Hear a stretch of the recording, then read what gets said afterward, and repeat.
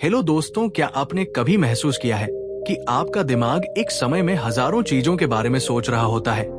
जैसे कोई वीडियो देख रहे हो लेकिन मन किसी और बात में उलझा रहता है, या फिर पढ़ाई करने बैठे हो पर सोशल मीडिया के नोटिफिकेशन आपका ध्यान खींच लेते हैं। ये सिर्फ आपका नहीं, हम सबका सच है। हम सब अपनी जिंदगी में फोकस की कमी महसूस करते हैं और इसी वजह से कई बार हमारे बड़े सपने और गोल्स अधूरे रह जाते हैं। लेकिन क्या हो अगर मैं आपसे कहूं कि इस समस्या का हल आपके हाथों में है, और ये हल छुपा है एक किताब में जिसका नाम है master the art of focus. इस किताब के लेखक एस सुमन ने ये नहीं कहा कि फोकस कोई सुपर पावर है जो केवल कुछ खास लोगों के पास होती है। उन्होंने हमें ये समझाया कि फोकस एक कला है जिसे कोई भी सीख सकता है, बस जरूरत है सही दिशा और मेहनत की। आज हम इसी किताब की कहानी और इसमें छुपे उन गहराई भरे सीक्रेट्स को जानेंगे जो आपकी जिंदगी को पूरी तरह से बदल सकते हैं। सोचिए, अगर आप हर उस चीज पर पूरा ध्यान लगा पाए जो आपके लिए सबसे ज्यादा मायने रखती है, तो आपकी जिंदगी कितनी प्रोडक्टिव, सफल और खुशहाल हो जाएगी। फोकस की इस कला में केवल ये नहीं है कि आप क्या कर रहे हैं, बल्कि ये भी है कि आप क्या नहीं कर रहे। ये उन तमाम डिस्ट्रैक्शंस को पहचानने और उन्हें दूर करने का काम है जो हमें हमारी मंजिल तक पहुंचने से रोकते हैं।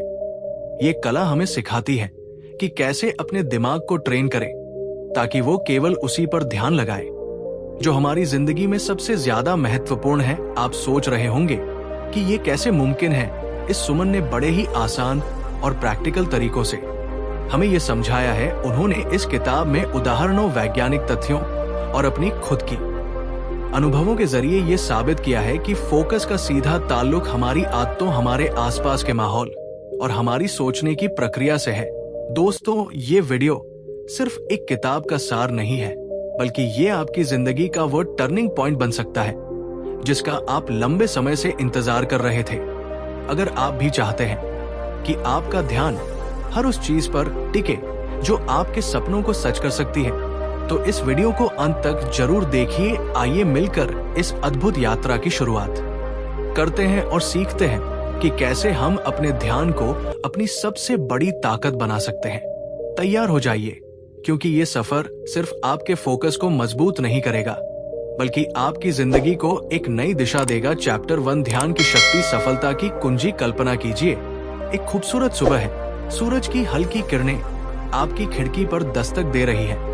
आप एक कप चाय के साथ अपने दिन की शुरुआत करते हैं। सामने आपकी टू डू लिस्ट रखी है, काम का एक लंबा सिलसिला। लेकिन जैसे ही आप शुरुआत करते हैं, आपका मन भटकने लगता है, कभी फोन की नोटिफिकेशन पर तो कभी किसी पुराने ख्याल पर। क्या आपको ये स्थिति जानी पहचानी लगती है? हम में से कितने लोग इस ख्याल से गुजरते हैं कि अगर हम अपनी ऊर्जा और विचारों को एक ही दिशा में केंद्रित कर पाएं, तो क्या नहीं कर सकते? यही सवाल हमें master the art of focus पुस्तक का पहला अध्याय समझाता है। ये अध्याय बताता है कि ध्यान यानी फोकस सिर्फ एक आदत नहीं, बल्कि एक कला है। ऐसी कला जो हमारे जीवन की दिशा बदल सकती है।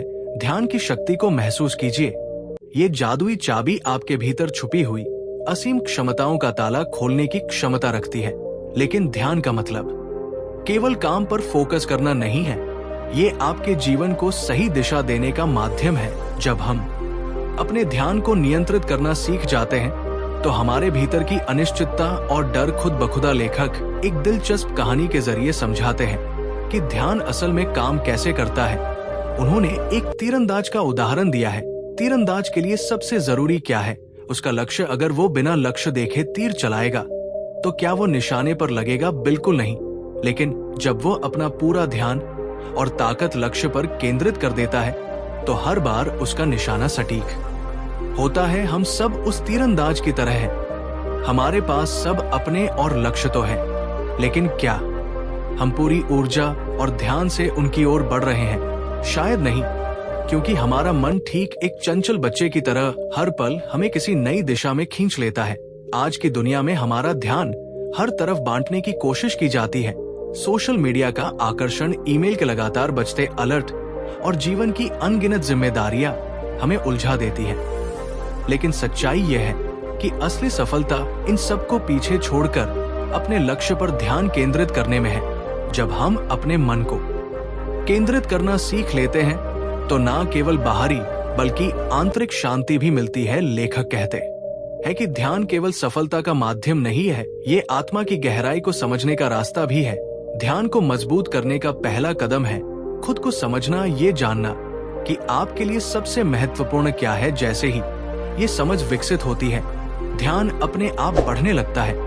लेखक ने ध्यान बढ़ाने के लिए मेडिटेशन और माइंडफुल को 2 प्रभावी तरीके बताया है। मेडिटेशन ये आपके मन को शांत करता है और आपकी ऊर्जा को सही दिशा में केंद्रित करना सिखाता है। माइंडफुल ये आपको हर पल में जीने और उस पल को पूरी गहराई से महसूस करने की ताकत देता है। ध्यान केवल एक आदत नहीं है, ये हमारे जीवन का आधार है। ये हमें हमारे सपनों को वास्तविकता में बदलने की शक्ति देता है। जब हम अपने ध्यान को नियंत्रित करना सीख जाते हैं तो ऐसा लगता है मानो हमने अपनी जिंदगी की चाबी खुद के हाथों में ले ली हो। अगर आप अपने जीवन में कुछ बड़ा हासिल करना चाहते हैं तो ध्यान को नियंत्रित करना सीखिए। ये आसान यात्रा नहीं है, लेकिन ये यात्रा आपके जीवन को बदलने का वादा करती है। तो दोस्तों, क्या आप अपने ध्यान को साधने के लिए तैयार हैं? सोचिए, अगर आज से आप अपने हर काम में पूरी तरह से मौजूद रहे तो आपके जीवन में कितने असंभव लगने वाले सपने भी सच हो सकते हैं। ध्यान की ये कला आपकी असली ताकत को उजागर करने का सबसे बड़ा जरिया है। चैप्टर 2 डिस्ट्रक्शन का जाल, कैसे बचे। हम सबकी जिंदगी में कुछ ऐसा होता है जिसे हम पूरी शिद्दत से हासिल करना चाहते हैं। हमारे सपने, हमारे लक्ष्य, हमारी महत्वाकांक्षाओं, ये सब हमारी जिंदगी की दिशा तय करते हैं। लेकिन सोचिए, इस सफर में सबसे बड़ी रुकावट क्या है? डिस्ट्रक्शन। ये हमारे जीवन का ऐसा दुश्मन है जो बिना आवाज किए आता है और हमारे सपनों को चुरा लेता है। क्या आपने कभी महसूस किया है कि डिस्ट्रक्शन केवल हमारा समय नहीं चुराता, बल्कि हमारी आत्मा की गहराई को भी छूता है? जब आप बार बार फोन चेक करते हैं या क्रिएटिविटी, अपने फोकस और अपने अंदर के अनुशासन को भी खो देते हैं। डिस्ट्रक्शन का जाल मकड़ी के जाले जैसा है। जितना आप उसमें फंसते हैं, बाहर निकलना उतना ही मुश्किल हो जाता है। और अगर आपने इसे समय रहते नहीं पहचाना तो ये जाल आपके सपनों को धीरे धीरे निगल जाएगा।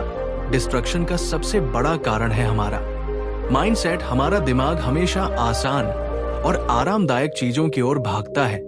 मेहनत, अनुशासन और गहराई से काम करना कठिन लगता है। इसलिए जब भी आपको कोई जरूरी काम करना होता है, आपका दिमाग बहाने ढूंढने लगता है। चलो एक बार फोन चेक कर लेते हैं, चलो एक गाना सुन लेते हैं, या थोड़ा टफ देख ले। लेखक इसे डोपामाइन ट्रैप कहते हैं। जब भी आप कोई मजेदार या आसान काम करते हैं, जैसे सोशल मीडिया स्क्रॉल करना, तो आपका दिमाग डोपामाइन नाम का केमिकल रिलीज करता है।